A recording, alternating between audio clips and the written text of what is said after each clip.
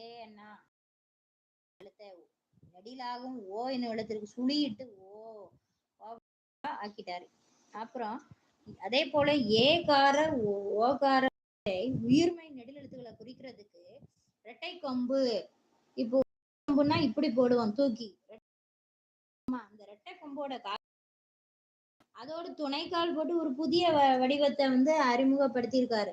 வீரமா முனிவரோட எழுத்து சீர்திருத்தம் இந்த அட்டவணையை பார்த்து வச்சுக்கோங்க.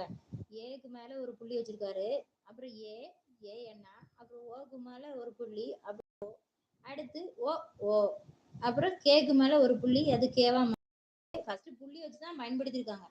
கே, அடுத்து கோ. இது அடுத்து பெரியார் எழுத்து சீர்திருத்தத்துல என்ன சொல்லுதாங்க, அந்த காலத்து பழைய காலத்து எழுத்துக்கள்லாம் பாத்தீங்கன்னா நாங்க தான் சுழிச்சு போடுவாங்க. அப்ப இப்படி மேல இப்படி போடுவாங்க. இப்ப வந்து அந்த எழுத்த பழைய வடிவத்தை மாத்திருக்காங்க. நான் அப்படின்னு துணை கொண்டு வந்திருக்காங்க. இப்ப வரைக்கும் ஆகிய எழுத்துக்களை இப்படி ஷார்ட் ஃபார்ம் போட்டிருக்காங்க. இழுத்துதான் இருக்காங்க. ஆனா நை ஆகிய எழுத்துக்களை இப்படி தூக்கி வளைச்சுதான் எழுதியிருக்காங்க. இவற்றை அச்சு கோர்ப்புகள் எழுத்துக்களுக்கு அச்சுகள் வந்து உருவாக்கப்பட வேண்டி இருக்கு. இப்போ இக்குறைகளை நீக்குவதற்காக வந்து எழுத்து சீர்திருத்தத்தை அவருடைய எழுத்து சீர்திருத்தங்கள் தமிழக அரசால ஏற்கப்பட்டு நடைமுறைப்படுத்தப்பட்டிருக்கு. இப்போ நமக்கு வந்து வரிவடி வளர்ச்சி தமிழ் மொழியை பிறமொழியினரும் எளிதில் கற்கும் நிலை வந்து உருவாகியிருக்கு. தமிழ் மொழி பண்பாட்டுக்கு ஏற்ற மொழியாகும். பண்ணவர் யாரு? பெரியாரு. அடுத்து தமிழ் எழுத்துக்கள் புக் பேக் பார்ப்போம்.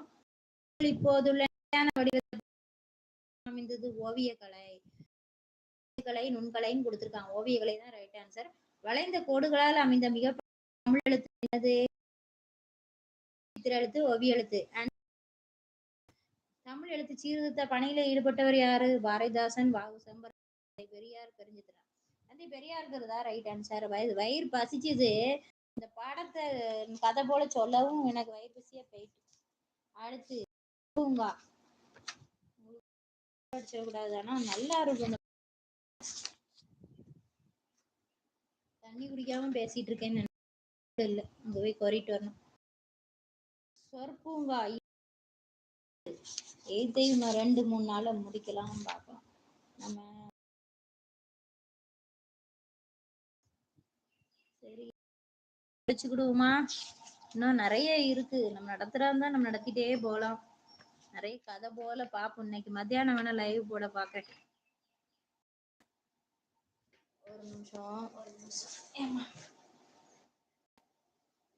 ரொம்ப நேரம் லைவ் போட்டோம்னா கழுத்து வலி.